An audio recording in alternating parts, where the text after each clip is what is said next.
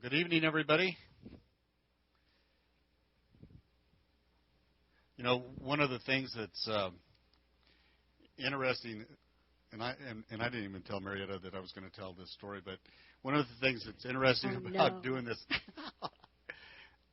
this lesson is that while we're doing the lesson, typically what happens is that God puts us in situations as we're preparing the lesson, even though we've done this a lot of times before, where we get into a situation where not only do we have to use the tools that we're teaching, but then God gives us new revelation. And sometimes that revelation comes as a result of some pretty painful circumstances. And, you know, in this particular week, we kind of went through one of those situations where we were using some of the tools that we are teaching you guys. Yes, indeed. And God gave us some new things. And so that's why you have the green card. And we'll explain about the green card a little bit later. So you ready? I'm ready. You ready to dive off in there? Yes. Okay, tonight we're going to talk about one flesh. And this is not just a church term, one flesh. We hear it all the time. We hear it in the church, but it actually truly is a biblical term. And it's about two different people, the two of us, different as we are, Marietta and I, different, but drawing together into a one flesh being, literally, as referred to in the Bible. In Genesis 1:27, get that there? The word says, so God created man in his own image.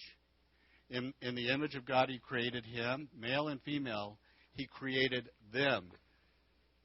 So God created male and female in his image. And a few weeks ago, Marietta covered exactly how that male and female, the female taken out of the male, but part of the male, and so part of a complete picture of who God is. Go ahead and go to the next one. And we know that after God created man, that he saw, and it was the only part of the creation that he said, hey, it's not good. This is not good that this man be alone. And so God created a helper comparable to him, and that is Eve. But the interesting thing, if you look at that root word helper, it's helpmate in some translations of the Bible. It's ezer in the Hebrew, but it comes from a root called azer. And azer in Hebrew means surrounder or completer, or even in some cases defender, protector, or aid. So it's interesting that God uses that term when he refers to the helper suitable for Adam.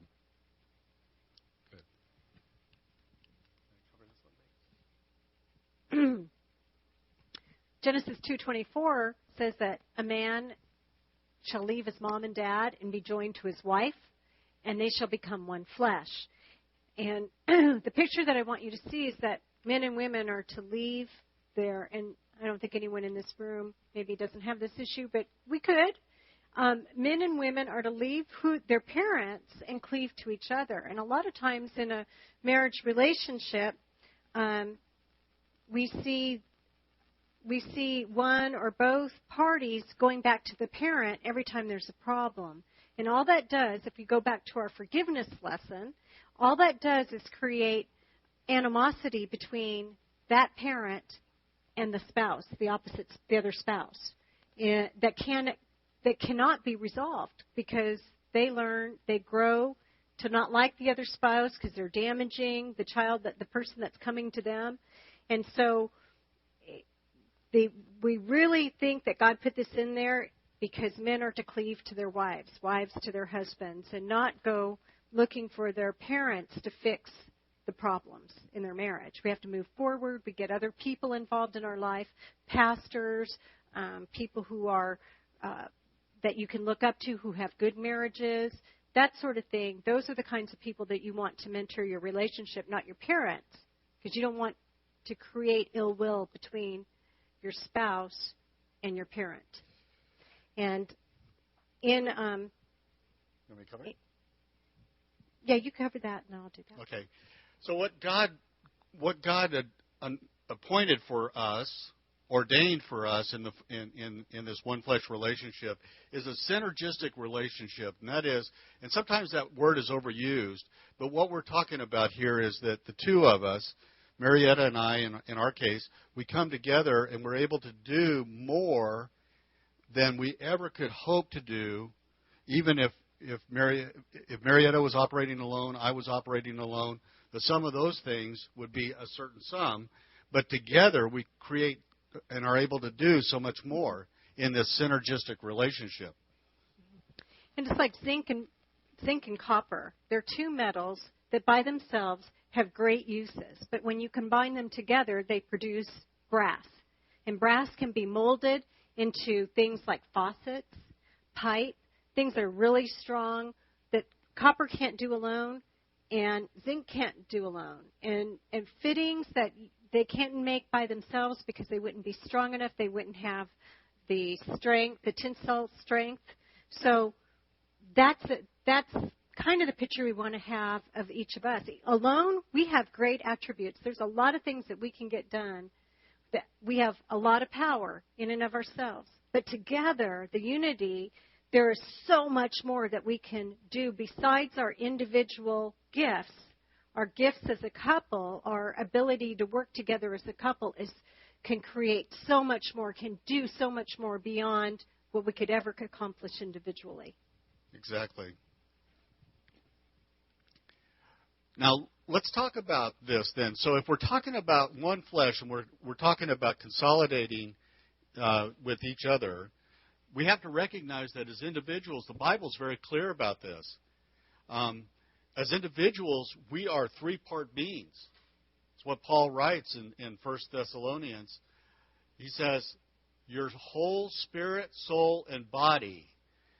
And then there's other references in the Bible, and that shows on page 2 of your handout. We refer to what the body is.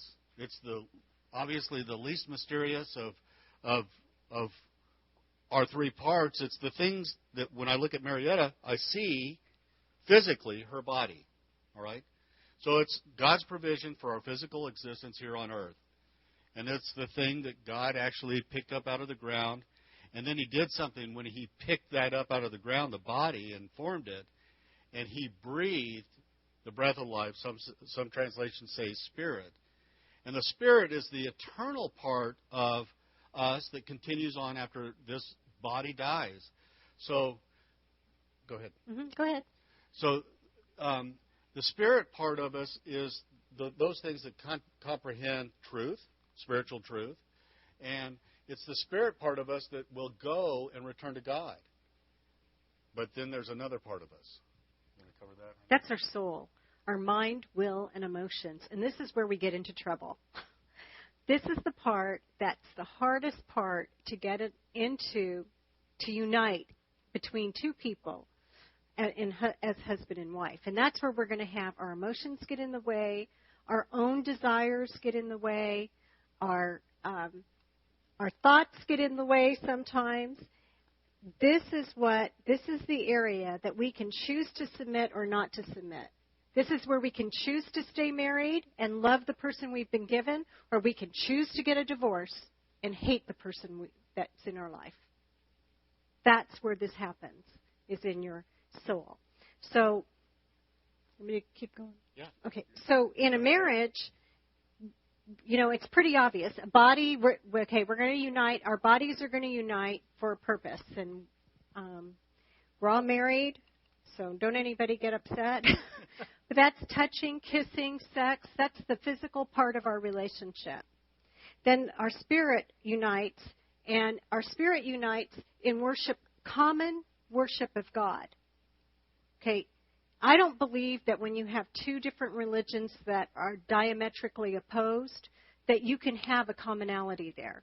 Now, I believe that if one is Baptist and one is Presbyterian, can you have a commonality there? Yes, because the basic tenets of faith are the same. But when you get into difference between Islam and Christian, Jewish and Christian, we start getting into trouble. Jehovah's Witness and Christian. We start getting into trouble because our basic beliefs are different. And so it's real important that there is a unity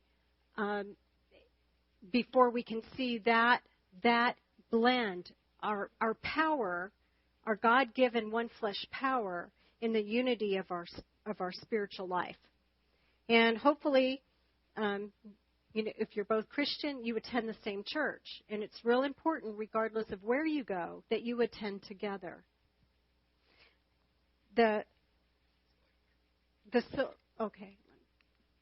Galatians 5:28 said, "There is neither Jew nor Greek, there is neither slave nor free, there is neither male nor female, for you are all one in Christ Jesus, if you believe." Now, in those days, if you remember, the church was started where? In the synagogues, right? Where was Christ preaching? In the Jewish synagogues. What were most of the disciples? Jewish people that became what we call today Messianic Jewish believers. They believed that Christ was indeed the Messiah. And so this is talking about Jews, it is talking about Messianic Jewish people as we know them today. The Greek would represent the rest of us who are called Gentiles. If you're not Jewish, you're a Gentile or Greek.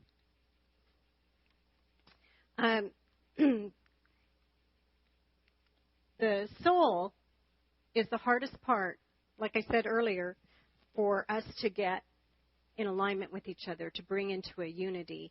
And that is where we're going to get attacked. That's where we leave our door open and things can happen. I don't know if this ever happens to anybody in here, but I'm going to confess it happens to me. Like, we're fighting about something, arguing, discussing something, and I realize in the middle of it... Intense fellowship. Oh. We're fighting. And we're right in the middle of it, and I kind of realize it's because I want my way. Now, how stupid is that? So I have to just lay it down. Okay, whatever, okay.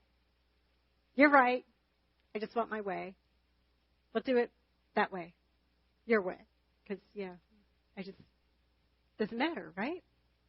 So I don't know if anyone else has that problem, but sometimes it's only because my own desires want to take precedent over sometimes what Greg wants. So I want my desire my way, right? Not very often. All right. Yeah, you can go ahead and throw that up there, baby. Oh, we got to talk about this first. Or do you want to read that first? Okay. Are you going to read it? I do want to read this. Listen, now we're gonna touch on the husbands now, because husbands, we have some responsibilities that are very clearly outlined for us in the Scripture. I think we referred to this. I think about the first and second week that we were in this class, we started talking about the fact that we were going to come back to this passage. Husbands, love your wives. All husbands say, love your wives. Love your wives.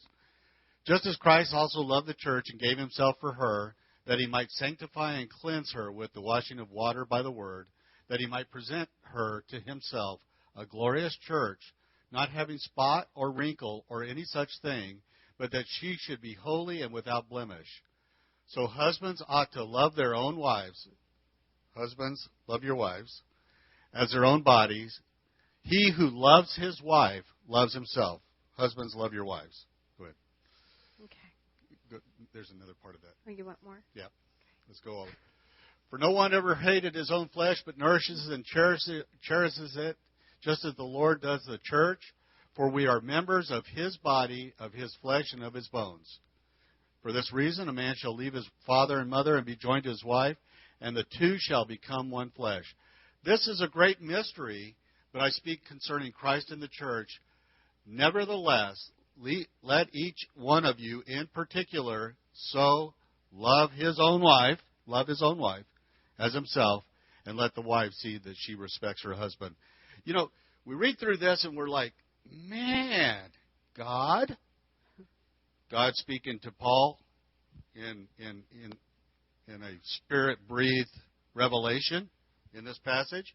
And 4 times we're told in this passage 3 or 4 times, depending on how you count it, husbands, love your wives. And I'm sitting there and I read this and I'm like, okay, God, what's up with that? We got the point. We're husbands, right? Love your wives. Not once in the stinking passage do we hear Paul say, hey, wife, love your husband. You know why? Because they don't have to be commanded. We, guys, are kind of jacked. Just saying that if we are left to our own devices, given, and this is part of the creation story, we are going to live in caves by ourselves. Come out every once in a while, get some food, see if we can get our physical needs met, go back to the cave. That's the truth, okay? But God is telling us, husbands, love your wives, and He is commanding this. Now, we talked in the first week about what love looks like, and it's an agape love. It's a love that puts somebody else in front of our own selves. And during this week, when we were working on this lesson, we were talking about some things, and I'm going to tell you a story. I talked about sacrificial love. And Marietta and I are sitting there, and we're preparing this lesson. And I think to myself, well, I'm pretty good at showing you sacrificial love, huh, honey? I'm doing this. And are you looking for something? Yeah, this is where you're going to cover that. Okay. All right. You're ahead. You jumped ahead. Okay. Thank you. Get back to the husband. Okay. Anyway, I'm going to get back. We'll cover that later. Listen, when we were earlier married, a number of years ago, about 14 years ago, Marietta said, "Hey, honey, I want to take." Wait, do you know when we got married? Yeah. This is more than 14 years ago. I know, but no, I'm talking about when we started taking lessons. Oh, but we weren't early married. I know. Well, because yeah. we've been married now for over 20 years. Is this a test? Yeah, right, it is a test. Okay. Anyway, so a long time ago, we were. Marietta was saying, "Hey, honey, I want to take some ballroom dancing lessons," and I'm like, "Are you kidding me? We're going to take ballroom dance lessons?" "No, really, honey, I really want to do this." I'm like, "Okay, we'll start going." And guys, I'm telling you, we started going to these ballroom dance lessons, and it was the most painful thing that could have ever happened to me. We're taking these dance lessons from this old guy, and every once in a while, I mean, he's old. When we started taking lessons, he's about 82. And he comes over, and he's dancing with Marietta, and I'm trying to dance and do all these moves he's showing us. And every once in a while, the 82-year-old guy comes over and hits me in the chest. Just like that. Just like that. And I'm like, dude, don't do that anymore. But you never said that. No. You just thought it. Anyway, for me, it was a big sacrifice at that time for me to go through this. But what I noticed is that as we've kind of evolved through this, what, baby? Well, okay, have you ever seen that card in the card aisle? And it says, something about, it's a birthday card, and on the front shows this girl dancing, and she's obviously, not a good dancer. And it says something about if you're going to drink wine, you open it up, dance responsibly. Dance responsibly. Greg didn't need any wine. He was that girl. Yeah. He was an awkward dancer.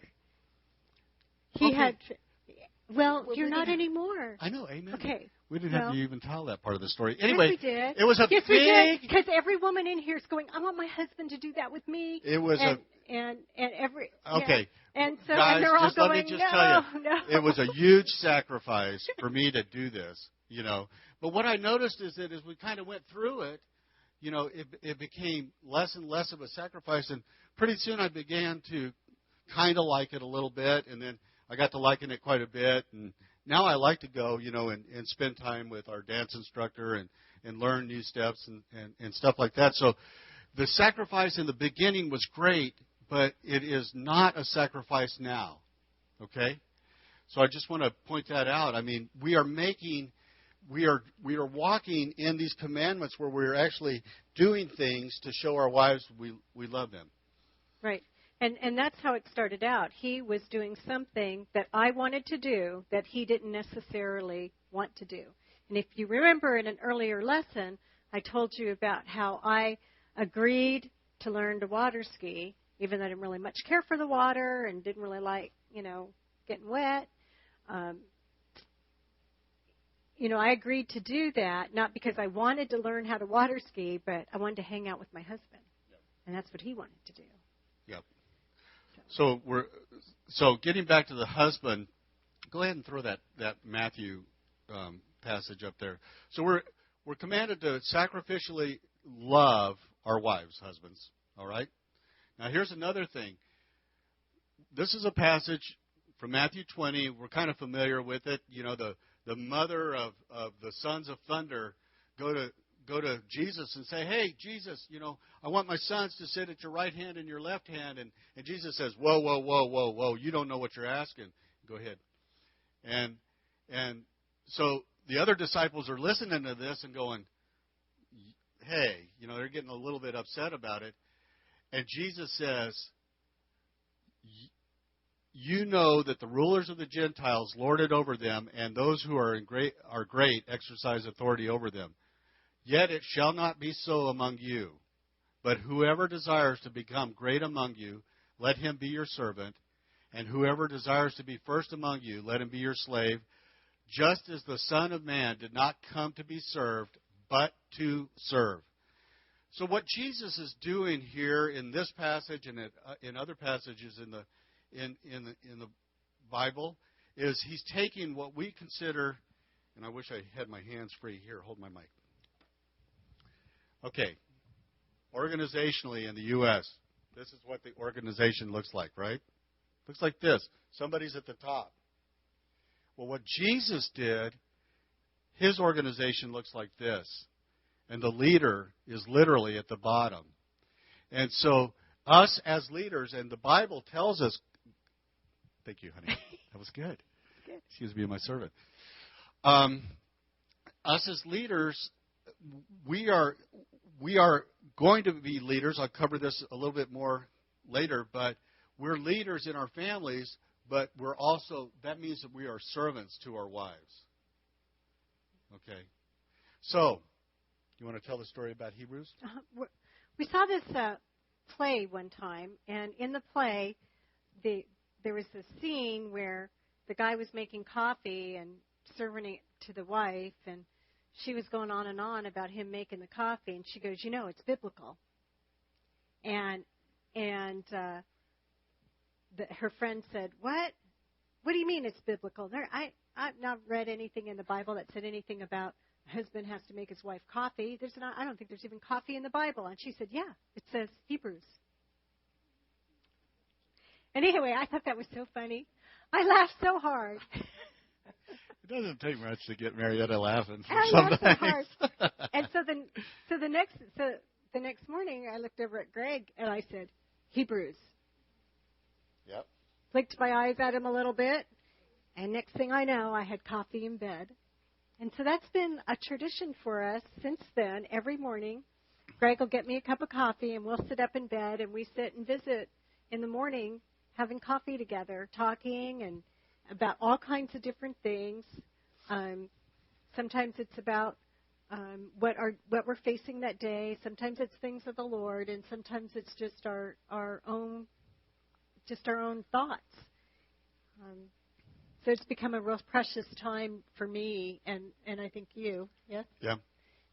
That we share in the morning. It's a good illustration of this next point that we're going to make. Go ahead and throw that up there. 1 Peter 3:7 says, "Husbands likewise dwell with them," that is your wife, "with understanding, giving honor to the wife as to the weaker vessel, and as being heirs together of the grace of life, that your prayers may not be hindered." In other words, what we're being told here is that we are dwelling with our wife in understanding and being commanded to do exactly that. We're spending time with our wives, and sometimes that even in itself is a little bit, I don't want to say sacrificial because I don't want it to sound bad, but I mean what we're doing is we may be thinking about all the other things that we could be doing, but we recognize that we're spending time because that is the thing that is valuable and that we're commanded to do. The other thing go ahead and you can throw your cool slide up. Okay. A few weeks ago, we talked about how a guy moves from chair to chair to chair, from space to space to space.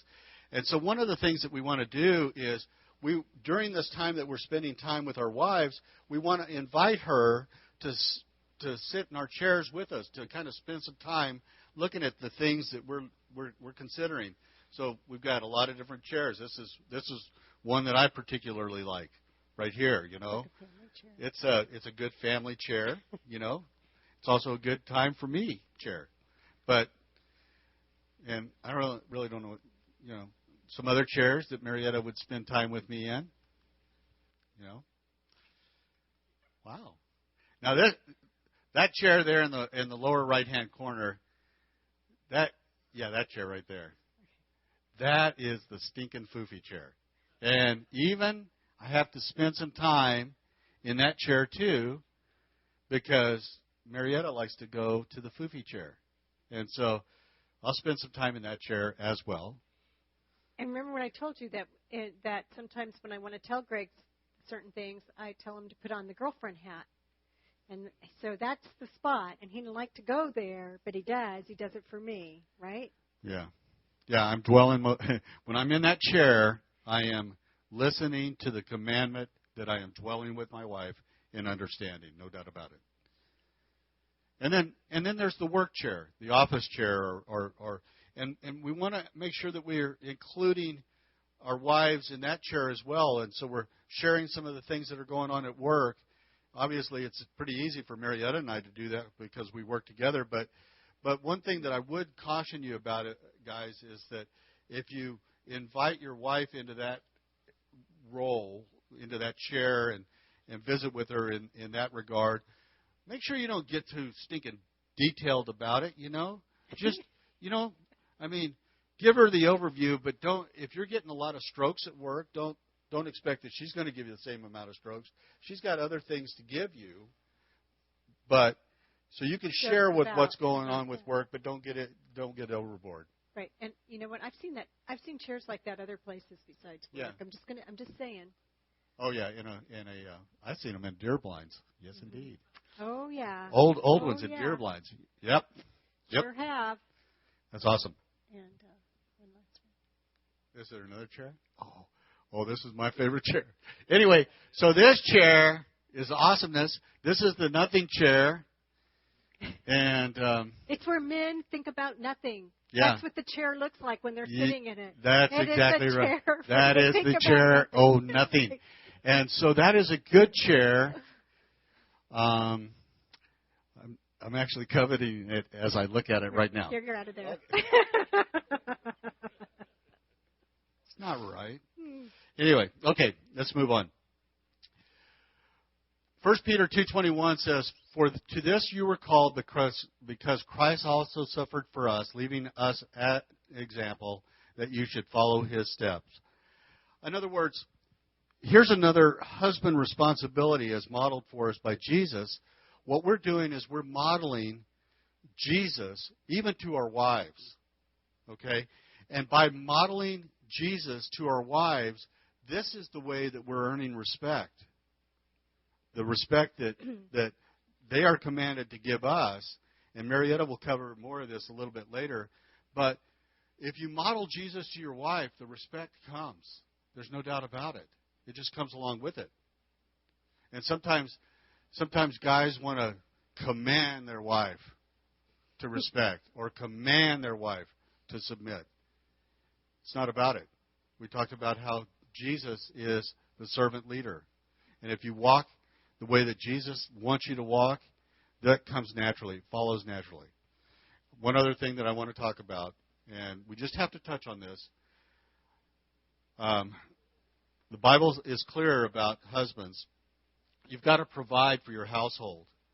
And if you don't, 1 Timothy says that you're worse than an unbeliever. Some translations say that you're worse than an infidel. But I just want to touch on that and just point out that God expects us as husbands to be the provider. Now, at the bottom of this page, and you can look at page 3 in your work that you brought in this evening. There's character traits of Jesus that are listed to the left-hand side of that column. And then sometimes, if you look at that list, sometimes it's better to, when we're trying to describe a particular word, it's good to have the opposite also described. So I'm not speaking a opposite word over anybody in this room. But what we're trying to do with the opposite is we're trying to get you to think about what the character trait looks like in its fullness as it's being reflected as a husband and as we're reflecting Jesus to our wives, what that needs to look like. So if you're operating on this right-hand side in any areas, we need to be moving over to the Jesus side of that column and do those things that Jesus modeled for us, for our wives.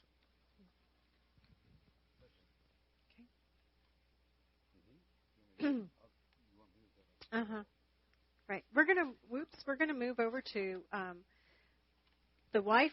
Some of the things about a wife, and but the story is a war story.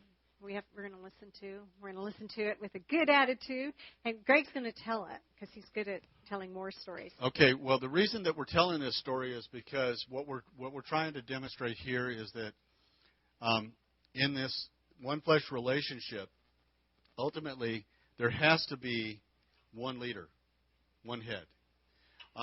In World War II, as the Allies were preparing they were making a comeback and they were preparing to invade Europe, Churchill, the leader of Great Britain, and Roosevelt, obviously our president, decided that the Allied armies needed a single leader. They needed a single leader.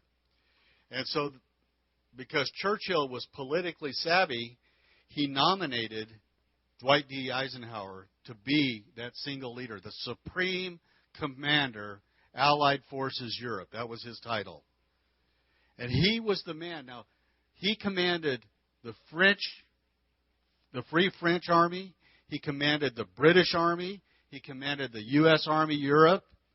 He commanded the freedom fighters from other occupied countries. They were all commanded by Dwight D. Eisenhower. So there was a recognition that there had to be one person that was responsible. Otherwise, all of these armies, all of these forces couldn't operate effectively together to get the job done. And so it is in our one flesh relationship. Ultimately, there is really one head. That head, by the way, is Jesus. And then it's ultimately the husband. But what we're talking about, and then we also have another story there that kind of shows you how the opposite can be true. If we look at the Dallas Cowboys right now, Jerry Jones, he wants to be the coach, but he has a coach, and we are jacked up. If you're a Cowboys fan, we're jacked right now because nobody knows who's in charge, ultimately. So, and I'm going to talk to the women today about that scripture that talks about, that nobody wants to talk about, which is, so let the wives be, wives submit to your own husbands as to the Lord. And that word, submit, we can take it, we can circle it, we can underline it in red, and you're going to hear, I really think that the women's movement had its roots in not wanting to be part of that scripture. It says submit. And the world has tainted that word for us. And I actually took the meaning of submit and I gave it two views, a correct view and a world view. And the correct view, the word means accommodating, agree, amiable, complying, patient, pliable, yielding, ingratiating, charming or disarming, malleable, adaptable, flexible, supple, workable, Obeisant, dutiful, regarding, respectful, reverent, standing, tractable, persuadable, willing, uncomplaining. That doesn't sound so bad. The worldview is abject, meek, passive, bowing down, giving in, lowly, menial, resigned, slavish, subdued, servile. Now, if we were both created in God's image,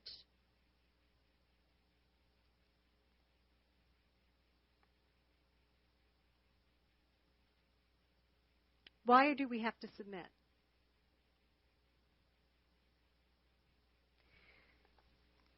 Because the story Greg just told, somebody has to be ultimately responsible to God.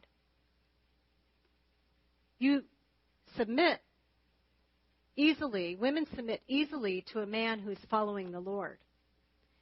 But the man who is not walking with Jesus, growing and changing his life, becomes a little bit harder. And women start looking at the worldview of that word rather than the correct view, the way that God wanted us to see that word. Submission isn't about taking your husband and putting him in the place of Jesus in your life. It isn't about giving up communicating your input into vital decisions. We've talked about that through this course. And it's not giving up trying to influence or guide your husband. It's not inferiority. It's not saying you're incapable or you have a lesser intelligence. It's a heart attitude. That's what it's about. For women, submission is a heart attitude. It desires to cooperate out of a love and respect for your husband. Two things that, well, love is easy. The respect is a little harder sometimes for women to get to. But I find it comforting to know that when Greg and I are faced with a really, really difficult decision, and I want us to make the right decision, and we don't agree, I take great comfort in it's on his head if it's wrong. Do you get that? Just like Eisenhower would have had to take it's on his head if the different battles he was orchestrating across Europe went wrong. Across the Pacific, right? Well, he was Europe. He was Europe, that's right. So if they were wrong, he was the one ultimately responsible. Yeah, other people were going to get hurt, other people were going to get killed, but Eisenhower would take the heat for anything that didn't go according to plan. So in our marriage, anything that doesn't go according to plan is his fault. If I submit. There's great comfort in that. Okay. In Greek, the word submit is hupotasso. Hupotasso. And hupo means under, and tasso means to put in order or to arrange. And so we can take and say that it means a vertical orderly alignment. So God said in James 4, therefore submit to God. Okay? Submit to God. There's our first order of the alignment. Submitting to one another in the fear of God. We have to submit to each other. All Christians. Everybody who's a believer. Okay? So there's our second orderly alignment. Wives are to submit to our own husbands as to the Lord. There's another orderly alignment. And children, obey your parents in the Lord, for this is right. So now we've got wives submitting to husbands, Christians submitting to Jesus and each other, and we've got children submitting to their parents. So in a marriage relationship, we have God, Christ, we have the husband, we have the wife, and then the children. Children are subject to both the mother and the father. I like that picture. I really do. And I just want to emphasize that the role of a woman in a marriage is, some people advocate their role as a wife. And what I mean by that is that we just let him do everything. We just let the husband take over and run everything. And if something happens, we don't even know how to get money out of the checking account.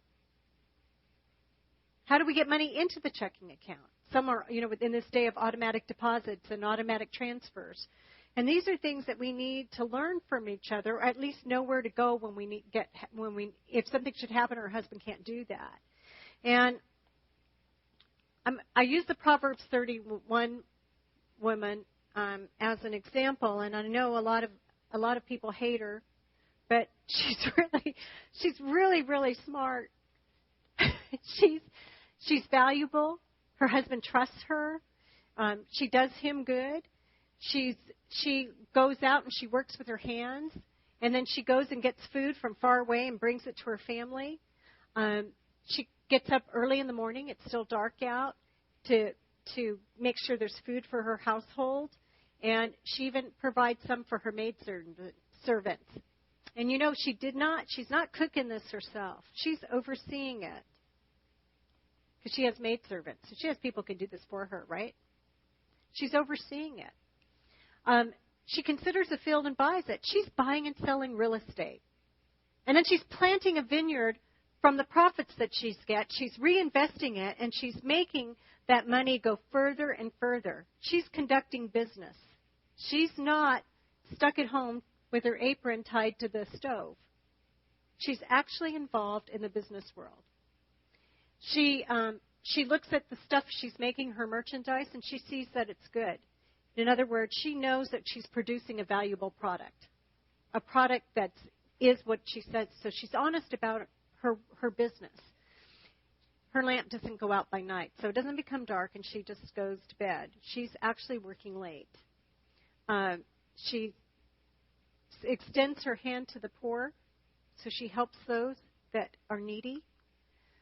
She's clothed her family. She makes things. Her husband, he sits with the elders at the gate, and he's known there. They know who he is. It says that she opens her mouth with wisdom, and on her tongue is the law of kindness. And some of us want all the other things, and we haven't got to this part right here, that out of our mouth comes wisdom in this relationship, and that our tongue does not practice the law of kindness in this relationship. She's not idle.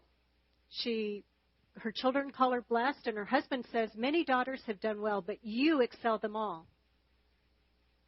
Many women are great, but you excel them all. How many women wish they could hear that from their husbands? Oh, sorry. I know you do. But a woman who fears the Lord, she shall be praised. And give her of the fruit of her hands, and let her own works praise her in the gates. We don't have to do anything but do what God has called us to do. Now, is he going to call all of us to do all of those things? Probably not. But what I'm trying to get you to see is, if she can do all those things, then certainly in a relationship where we're submitting only to our husbands and to Jesus, we still carry a lot of responsibility. On your handout, we've also listed some character traits and the opposite, because I think it's important that we look at the two of those and realize that there's a scale between love and apathy. There's a scale between respect and disregard, encourage and discourage, help and oppose, faithful and disloyal, attention and neglect, paying attention to our husbands and neglect, industrious and being lazy, honest and being deceptive, diligent and being careless, listening and ignoring, empathy and indifference, considerate and thoughtlessness, connected, and what we mean by that is connected, like, go into the chair that's at his office and, into his space and letting him tell us about his day and, listening well and putting your arm around him and tell him, I'm sorry you had such a bad day. Can I get you something to make you feel better? Do you want some ice cream? Friend and detractor. And a detractor is designated as a critic, a censor, a defamer, and a depreciator, someone who doesn't appreciate.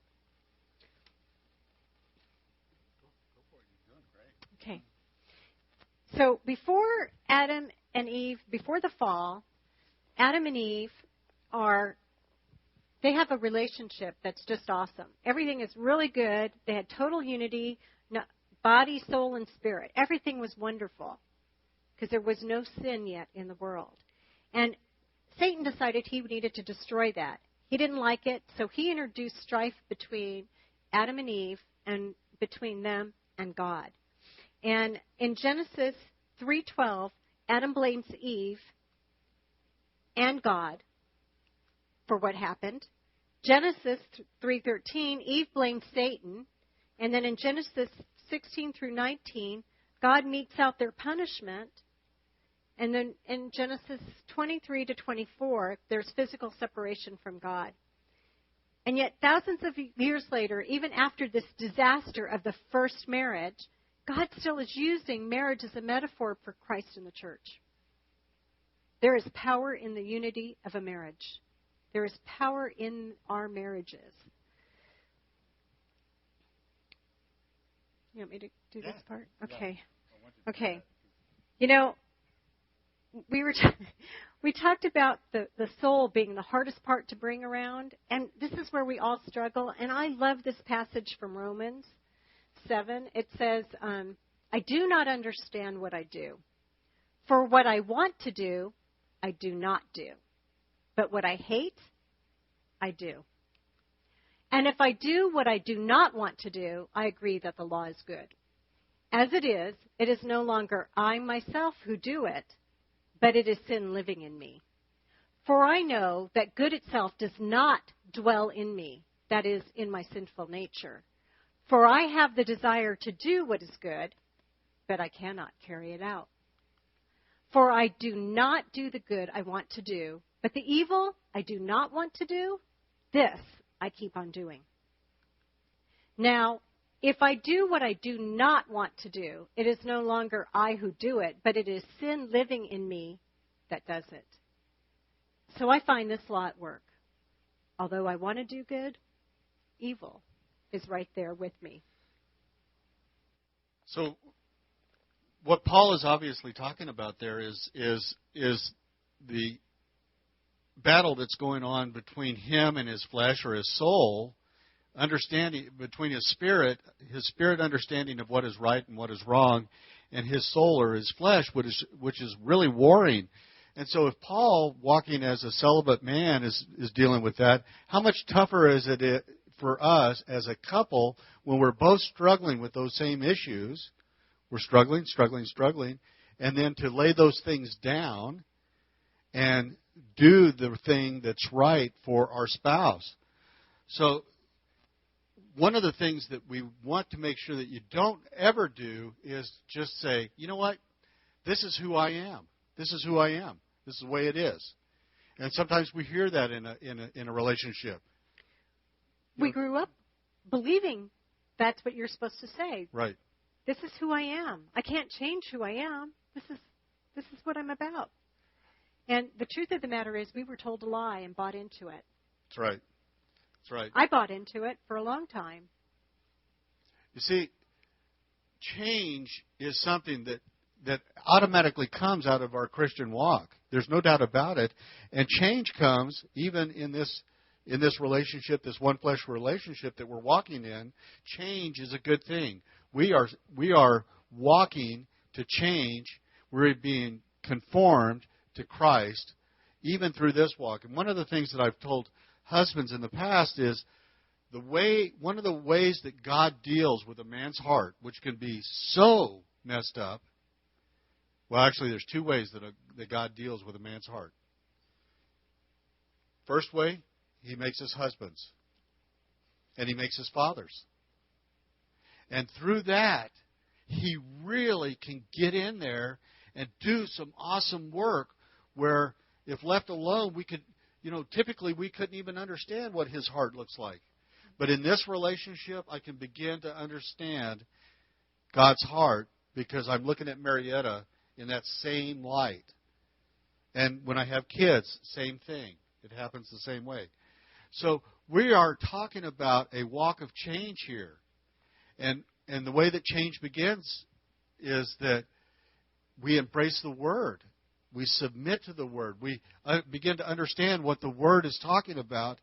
And we desire that God is speaking that Word because He wants to bring good change for me. And because I embrace that, it's good for Marietta. Okay. Go for it. I just want to go back to the whole change part for a second. We think about, we didn't stay a baby. Here we have a little baby. We didn't stay a little baby. We were all like that one time, like this little baby. You can't see because she's really little right there. This little baby, we were all like that, depending on someone else for everything. And we grew, we changed. And sometimes we think because we've become an adult that we don't have any more growing to do or changing to do. But really, our whole life should be about change. Our whole life should be moving forward. And if we're stagnating exactly where we are, if we're not moving forward, we really don't believe that we have a hope in Jesus. So I believe that in a Christian relationship, we need Jesus to push us along. We need fellow Christians to push us along, to change, to be better, to do better towards each other, to have a better relationship with the Lord Himself, and definitely in our marriages. Galatians 2:20 says, I've been crucified with Christ. It is no longer I who live, but Christ lives in me. And the life which I now live in the flesh, I live by faith in the Son of God, who loved me and gave Himself for me. As we draw near to God as a husband and wife, we move closer to each other as we get closer to God. It's this triangle picture that we've drawn on page 7. And beginning with the day that we got married, every one of you started laying things down, sacrificing for the good of your relationship. And it was different things. You quit dating other people, right? Well, you may have started that when you got engaged. Well, I hope you did. You stopped dating other people. You stopped looking around going, oh, I like that guy or I like that girl, right? You stopped dating other people. And early on, that was a pretty easy thing to do because you were experiencing deep emotion of love. Okay? And then, a man may have left the job he was working to take on a job he really didn't like as well, but it made better money. And that's what was going to provide for his family. So, and a woman, she leaves her family to go into this new relationship with this guy and make babies and have her own family. And as in the very beginning of your marriage is when all of your sacrifices are happening, or the majority of your sacrifices. The big sacrifices. And this That's is right. where we were talking about last night. Yeah. That part of our what I said. He said something about asking me this question, and I asked him, so how do you think you show me sacrificial love?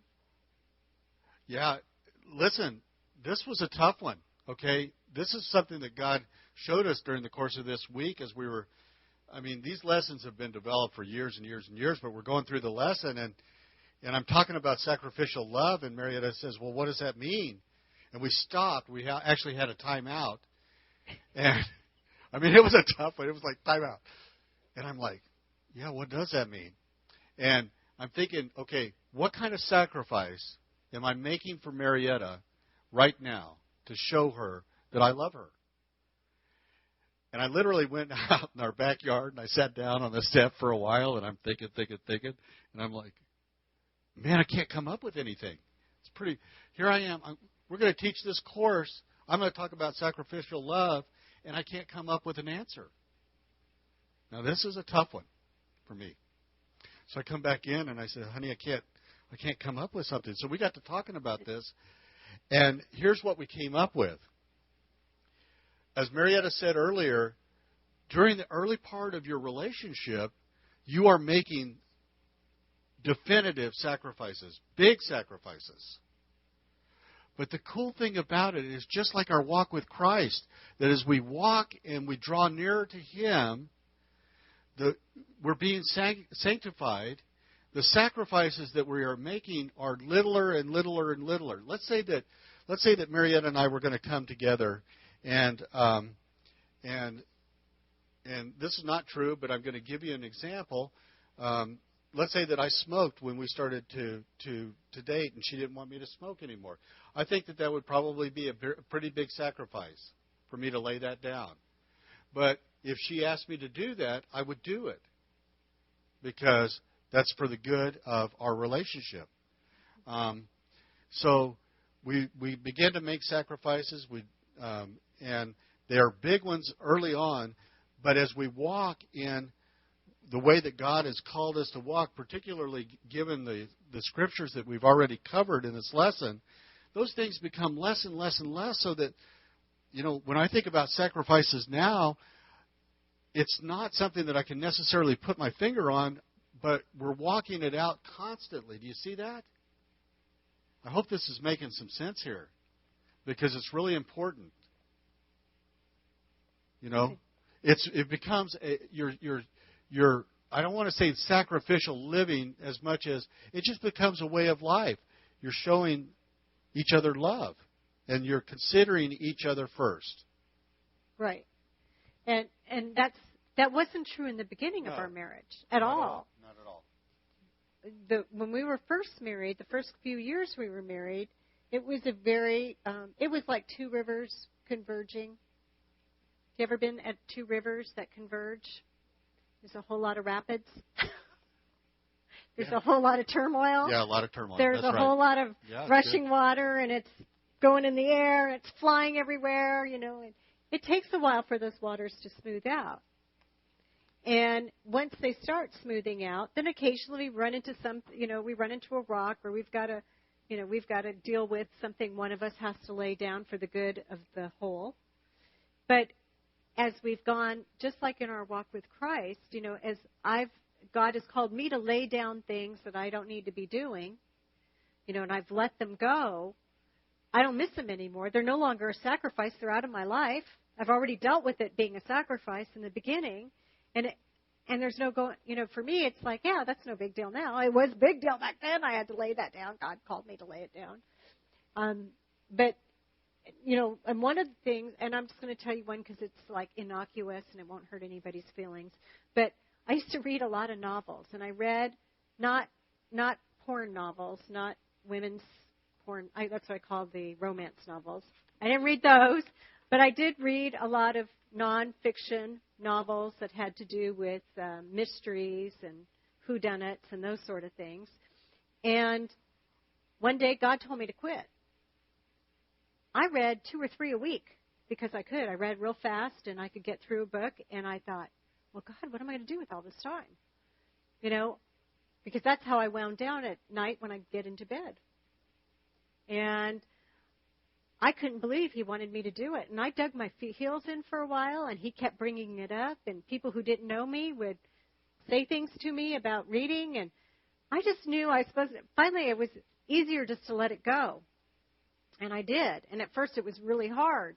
And then I found something else to fill my time with.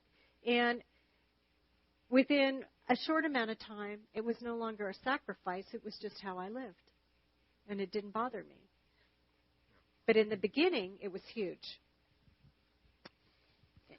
And so sometimes when you run into those little bumps, you may be in the beginning. I know there's some newly married people in here, and you may be in the beginning of dealing with some of that. And you will get through that as long as you stick together. And if you're hitting some bumps later on after you've been flowing a while, it's going to happen. And you will get over that one too. And we've given you some tools to help you do that in some of the early lessons. So let's talk about, honey, intimacy a little bit. Because what we want to have is we want to have not only an intimate relationship with Jesus. In 1 John 5:20, go ahead and throw that one up there, baby. 1 John 5:20 says that we may know him who is true, and we are in him who is true, in his Son, Jesus Christ. This is the true God and eternal life. We want to be intimately involved with Jesus, and in a similar fashion, we want to be intimately involved, intimately related to each other. And part of the exercises that we've given you through the private sessions, the homework part of it, are things that are designed for you to connect with your spouse. In this lesson, we said that the opposite of connected is abandonment, physical or emotional, not connecting. And it is real important that you find things to do on a very regular basis to connect each other.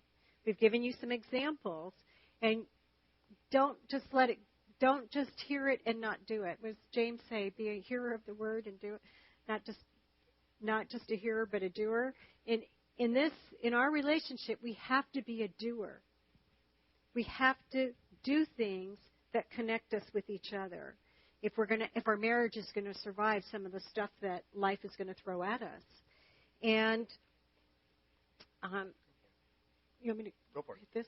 Yeah. I love this parable about the sower. A sower went out to sow his seed, and as he sowed, some fell by the wayside, and it was trampled down, and the birds of the air devoured it. Some fell on rock, and as soon as it sprang up, it withered away because it lacked moisture. Some fell among thorns, and the thorns sprang up with it and choked it. But others fell on good ground, sprang up, and yielded a crop 100-fold. When he had said these things, he cried, "He who has ears to hear, let him hear." This is Jesus that's telling this parable. And I want you to get a picture of this. But others fell on good ground, sprang up, and yielded a crop 100-fold. And from one seed, when a farmer makes a decision to plant a seed, it's purposeful. And that seed yields up after its own kind and way more than the little one that was put in the ground. In our marriage, this is how this parable relates to our marriages. Now, the parable is this. The seed is the Word of God. This is what Jesus said about the parable. Those by the wayside are the ones who hear, and then the devil comes and takes away the word out of their hearts, lest they should believe and be saved. But the ones on the rock are those who, when they hear, receive the word with joy, and these have no root, who believe for a little while, and in time of temptation fall away. Now the ones that fell among the thorns are those who, when they have heard, go out and are choked with cares and riches and pleasures of life and bring no fruit to maturity. But the ones that fell on the good ground are those who, having heard the word with a noble and good heart, keep it and bear fruit with patience. And the application is that some people enter into marriage with the idea that if it doesn't work, they can get a divorce. And we've talked about that in the very first lesson, that it's a choice to stay married. The seed is scattered along the path, and they never tried to know their spouse. Let's go back to that. Okay. Those on the rock are the ones who are excited to get married, but they never get a deep relationship developed with their spouse. And when trials come, they leave. So when you find that rock, when you're in the middle of the early beginning stages of your marriage and there's all that turmoil, that's when people bail. The seed among the thorns stands for those who allow distractions in life like work, other people, worldly influences, to enter into their marriage, and the marriage withers and dies. Sometimes this can be, we have seen people so obsessed with a particular sport that it becomes all they do, and they leave their family behind. We saw a newspaper article with a guy in the front. Oh. This is a terrible article. A guy who's sitting playing video games, and his little tiny boy, toddler, sitting on the couch watching him. That was the picture. And this guy was spending, and the news article about him was he's spending 8 to 12 hours a day playing video games. Now, I don't know if he had a job. Well, I hope he did. But if he didn't, think about how much time that left for sleep and interacting with his child. A child watching him play video games was not the same as him playing with the child. And that guy didn't get it. He's losing an amazing opportunity to impact his child's life, and he's letting it flow by. And the seed on the good ground are those who have a humble and loving heart, who want to know their spouse, who serve their spouse and love their spouse, and by persevering through all of this turmoil, through all of the rocks that life's going to throw in our way, they pursue and maintain their one flesh relationship. And it produces a good crop. Right. As because a result. People look up to people who are married who have good marriages. And as, it used to be that all of my parents had, everybody I knew when I was small had good marriages. Well, you look around today, and I don't know if, I know a number Miss Lou and Perry Dempsey. Mm-hmm. Miss Lou died last year, but, they were married 65 years. I love to listen to how they stay married 65 years. And they loved each other. They weren't just there. They loved each other. They really connected.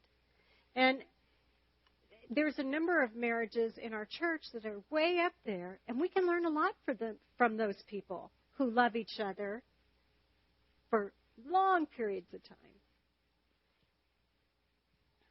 And one of the salient points of that is that you see those marriages that are like that, and they're always a marriage where there is an intimate friendship, an intimate relationship between the husband and the wife.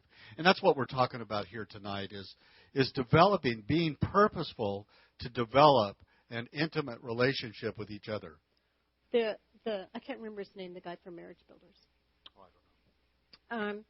He said that he recommends that married couples spend 15 hours a week with each other. 15 hours. Now, if you have kids and you work and, you volunteer and you have some side interests, 15 hours can seem like a lot of time. And I challenge everybody in this room, every couple that's hearing my voice, whether their other half is here or not tonight, and anyone on the tape, try to spend 15 hours of undivided time with your spouse. That means taking your cell phones and any outside stimuli and sticking it away to where you can't hear it or see it, and see if you can get through 15 hours in a week. 15 hours in 1 week. How many hours are in a week altogether? 168. So this is less than 10% of the time available in 1 week. I'd be interested if anyone tries it, how you did. Why do I think nobody's going to take me on that? Well, anyway. So on the last page of our handout, we put in there some. Wait. Did I mention that this can include sex with each other? Okay. Well, never mind. Well, it's even the guys are going, actually, okay. Yeah. The guys are going, yeah. There are times when we teach this class, we actually teach a separate lesson on intimacy, which and what we do is we take the men and the women apart. Okay. For that one. Well, okay, but we're not going to teach that today. No, but I do want to cover a little bit about porn. Okay. Because we need to, because we're talking about intimacy. Okay? there are two kinds of porn out there.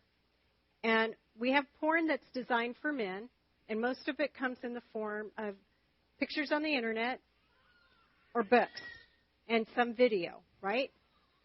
But if you look around, and this is becoming less true for the younger people, but when you look around at what's available, most of the porn is directed at men, visual porn. The porn that women have, and that's because God created, well, let me back up. God created men To be visual. visual. He makes Eve, Adam breaks into song, oh yes, I got a woman. You know, he's all excited. Bone of my bone, flesh of my flesh. Yes, that's right. That's right. He didn't know her. Can you imagine? Wait a minute. I don't even know you, guy. But no, women, you know, and women, you know, well, women were created to be in relationships. That's right. So we're already there. You know, here we are. Here's the guy. You know, we don't even know him. And, right? But you're created for relationships. That's right. And so and so men have visual need. Okay, this is where I start. Men need to learn to avert their eyes. Right? And women need, I don't know if anyone in here has this problem, but women need to watch how they dress. Because sometimes it's just hard for men to line up. It's like, you know, if you were a smoker, a drinker, or a drug user. Can we use those? Because those are the most common addictions that people deal with. And if you were any of those things and tried to give it up, you hated it when it was put right in front of you. When your friends lit something to smoke. When you walked into the bar to get a Coke. Right? Okay, so temptation is big. So when all men are in different stages learning how to avert their eyes, women dress accordingly.